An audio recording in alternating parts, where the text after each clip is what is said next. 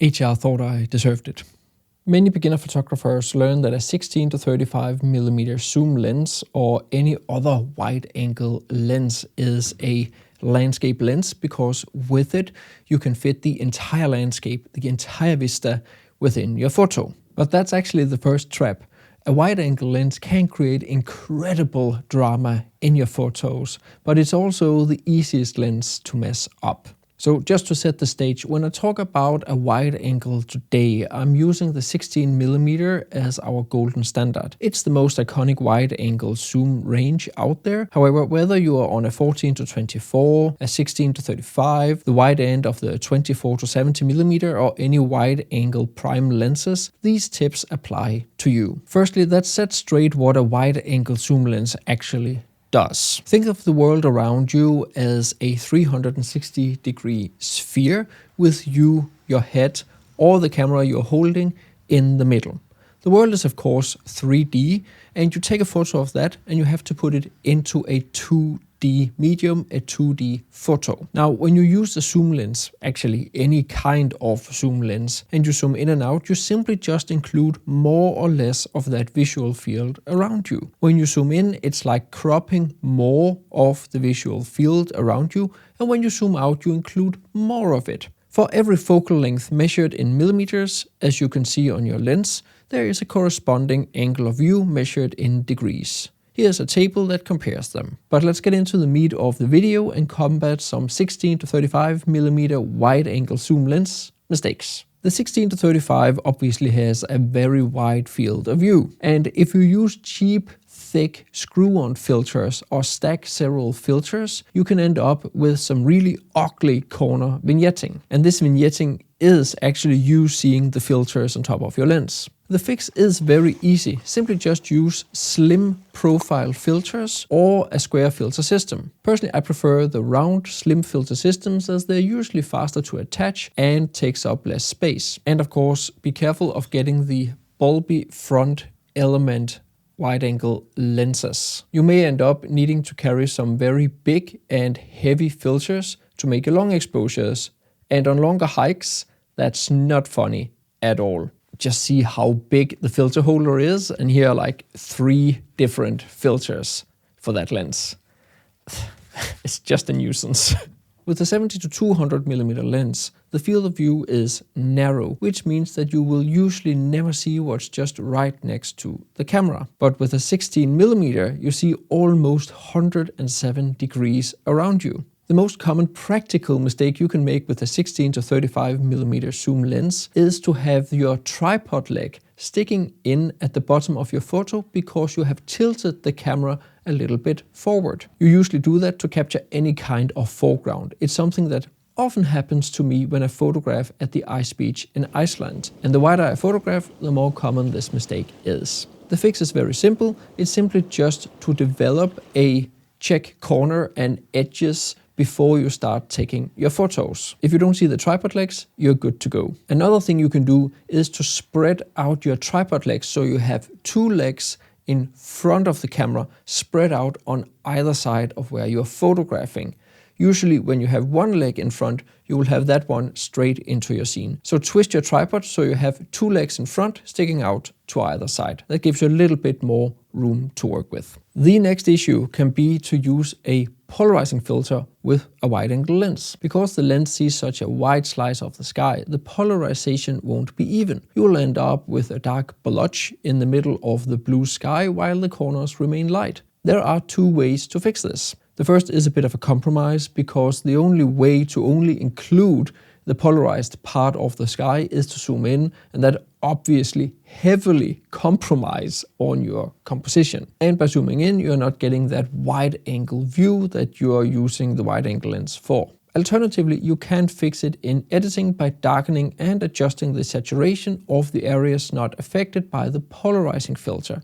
It does require a bit of finessing the tones and colors, but it is definitely doable, just like in these photos.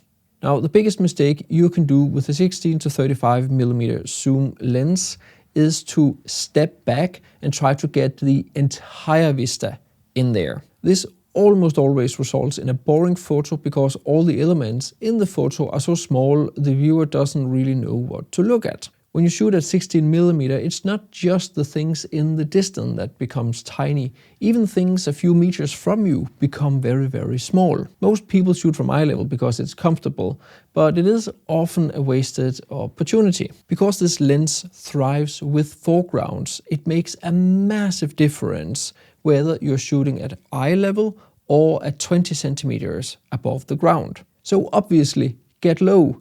Get the camera down into the heather, near the moving water, or right against the eyes. Use the wide perspective to make the viewer feel like they are crawling through the landscape and emphasize that foreground to create depth and drama. Now, all this is not to say that you have to be 10 cm above ground each time you use a 16 to 35mm lens. There are, of course, plenty of examples where eye height is great. It is something you have to take case by case relative to what type of photo you want to end up with and how big or small your immediate foreground is.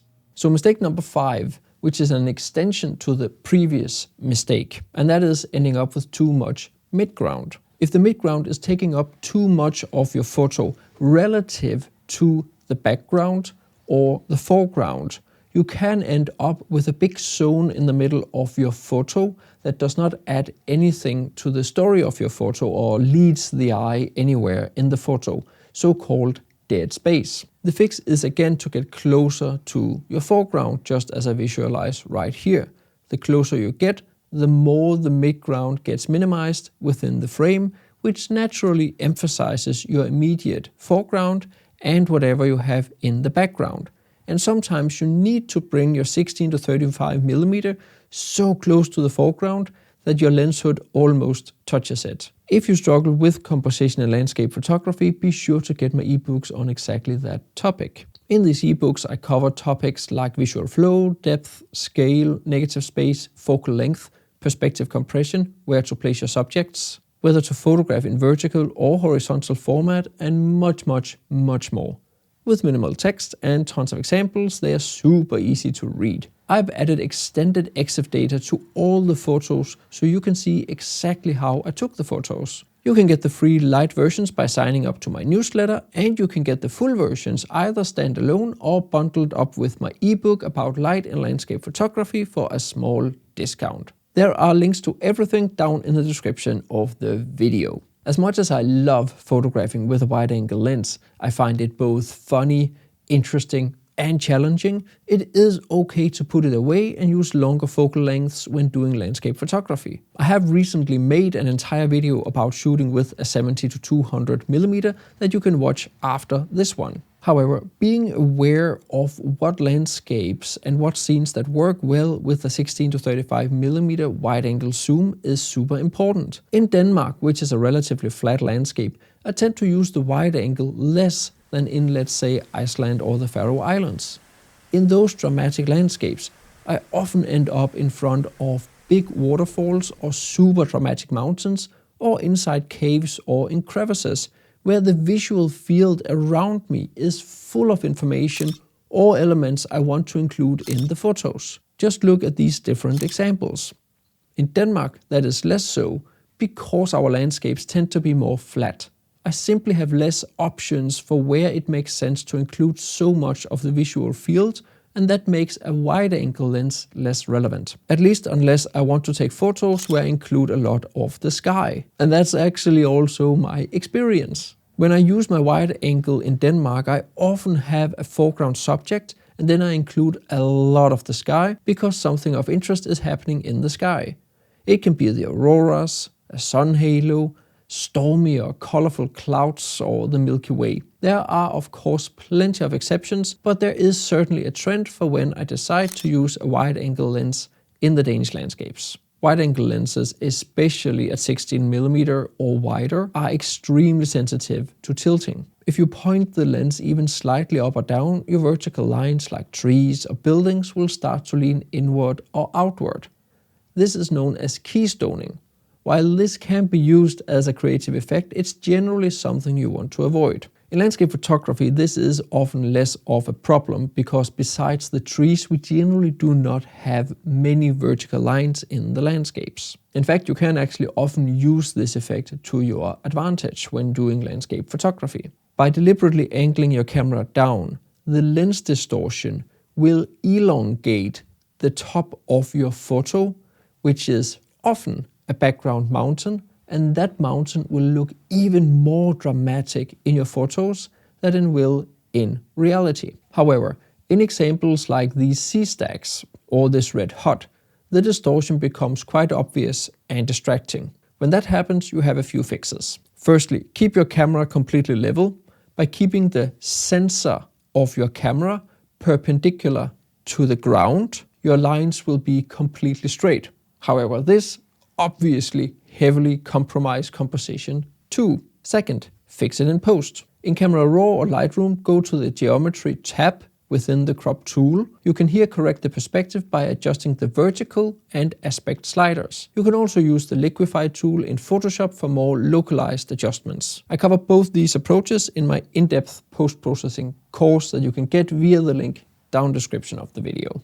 The third fix, and one I have actually never used myself, is to use a tilt shift lens. With these specialized lenses, you can correct for any distortion in the field in the camera.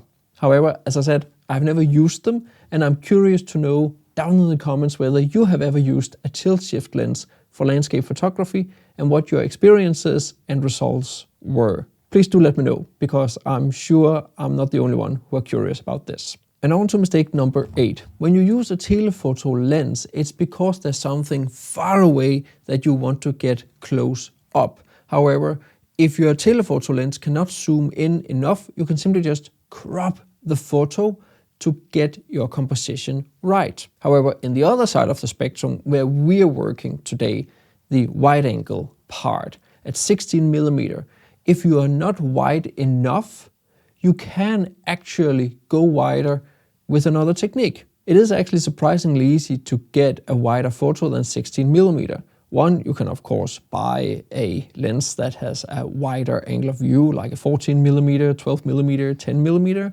However, what you can also do is simply just to make panoramas. And in the vast majority of circumstances, you can simply just handhold it when you make panoramas. Just make sure that you have enough overlap. I usually work with about 30% overlap between the frames when you take them. This makes it much easier for any panorama software to stitch the photos together.